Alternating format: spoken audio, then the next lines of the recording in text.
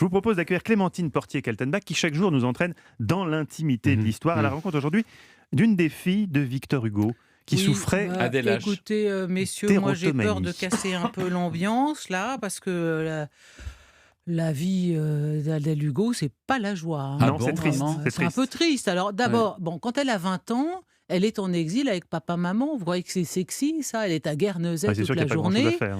À Hauteville House, elle est éblouissante, elle est magnifique, elle a 20 ans, c'est Dédé. C'est comme ça que la surnomme Victor Hugo, son papa. Vous savez, il appelait Léopoldine Didine, mais Didine est morte en 1843, comme vous le savez, elle s'est noyée à Villequier. Alors, bon, elle s'ennuie ferme à Hauteville House, Dédé, Adèle, et pour occuper ses journées solitaires, elle fait énormément de piano. C'est une surdouée du piano. Elle va mettre la plupart des poèmes de son père en musique. Elle peint aussi, et elle peint remarquablement. Et puis, elle rédige un journal qui est un témoignage extrêmement précieux sur cet exil à Guernesey. Il nous en est resté quand même 6000 pages. Hein, donc, on connaît bien sa vie quotidienne. Alors, donc voilà une jeune femme sublime. Sublime, elle est d'une beauté. Et d'ailleurs, Adjiani, qui l'a interprétée dans Adèle H, rend vraiment justice à la beauté d'Adèle Hugo. Bon, sa vie est quand même très très monotone à Hauteville House et elle sombre doucement dans la dépression. Alors évidemment, quand elle était encore à Paris, elle était tombée amoureuse. Elle était tombée amoureuse d'Auguste Vacry, son beau-frère, qui avait quand même 10 ans de plus qu'elle.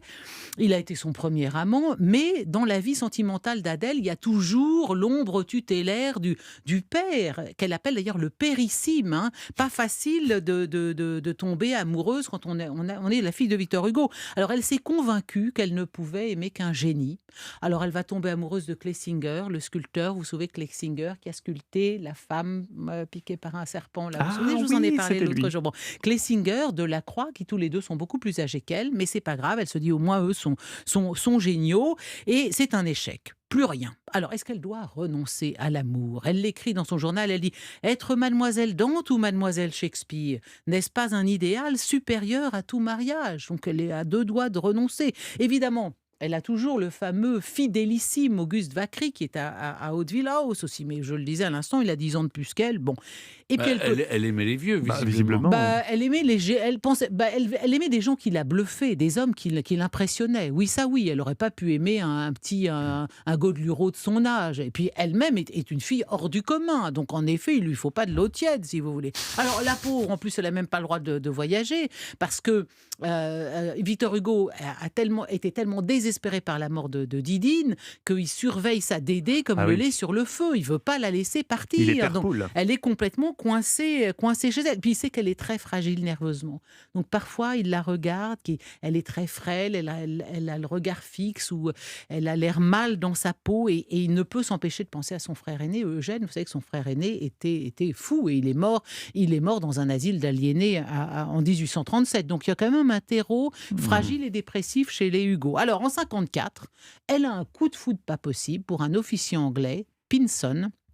Et puis Albert Pinson, qui est venu chez eux parce qu'il faisait tourner des tables avec papa, maman, Hugo, qui essayait de communiquer avec les esprits, avec Didine en particulier. On a déjà vu ça l'autre jour en évoquant les médiums et le spiritisme. Et elle va revoir ce Pinson, il batifole vaguement, si vous voulez, il compte fleurettes, etc. Mais là, elle va sombrer progressivement dans une véritable folie amoureuse que la médecine moderne qualifie aujourd'hui de syndrome de Clérambault ou érotomanie. Alors qu'est-ce que c'est ? C'est une affection grave qui se définit comme la conviction délirante d'être aimée. Donc elle est convaincue que Pinson l'aime, qu'il va l'épouser, que c'est fait. Bon, et mais en fait, tout ça, c'est né dans son cerveau. C'est complètement dans sa tête. Pinson. Il donne aucun gage non, de cela. Absolument pas. Absolument pas. Lui, oui, si, il a un petit peu flirté avec elle, mais enfin, ça va, ça l'intéresse pas. Et elle va à un moment, elle bascule dans le monde du délire, elle divague pendant 4 jours, elle reste enfermée dans sa chambre. Quelques années plus tard, Pinson est muté au Canada. Elle part en douce de Guernesey et elle va le rejoindre au Canada. Et elle ne cesse de le harceler. Hein. Et lui, et non sans un certain cynisme, il va lui taper de l'argent parce qu'il sait que derrière, il y a Victor Hugo qui est richissime. Donc, il lui donne un peu des gages de « mais oui, mais peut-être, mais pourquoi pas ». Mais ça va aller très très loin parce qu'elle va écrire depuis le Canada à ses parents « ça y est, on s'est mariés ». Alors Victor Hugo et Adèle Hugo, son épouse, font paraître un faire-part dans la presse en disant ça y est, notre fille a épousé Albert Pinson au Canada. Mais c'est faux, c'est pas vrai. Et entre-temps, le Pinson en question, il est nommé aux Antilles, donc elle le suit là-bas. Et là, alors là, elle a vraiment complètement sombré. On la voit comme dans la chanson, on la voit revêtue de son manteau d'hiver qui parcourt des plages torrides aux Antilles. Elle est complètement hallucinée. Et donc, on l'a fait rapatrier. On l'a fait interner en maison de santé. Victor Hugo prendra soin d'elle parce qu'il va lui léguer par testament 2 millions de francs pour qu'elle soit enfermée dans des conditions confortables. Mais enfin, elle va quand même passer 40 ans enfermée dans une maison. Ah oui, non, c'est sinistre parce que quand on sait tous les talents que cette femme avait et tous les dons qu'elle avait à son arc. Alors, elle meurt le 21 avril 1915. En pleine guerre de 14, qui fait que tout le monde s'en fiche, sa disparition passe complètement inaperçue. Ça, faut choisir le moment de sa mort. Ça, c'est sûr. Alors, elle était quand même pourtant l'unique survivante des enfants d'Hugo à avoir franchi le cap du XXe siècle. Et on dit que ses dernières paroles furent « Ah, que mon nom est bien lourd à porter ».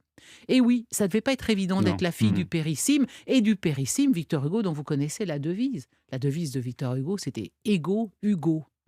Alors aujourd'hui, le philosophe Régis Debray parle du tout à l'ego, mais avec Hugo, c'était pas évident d'être amoureuse. Oui. Donc l'érotomanie, voilà. C'est ça, c'est la conviction délirante d'être aimé. D'être aimé.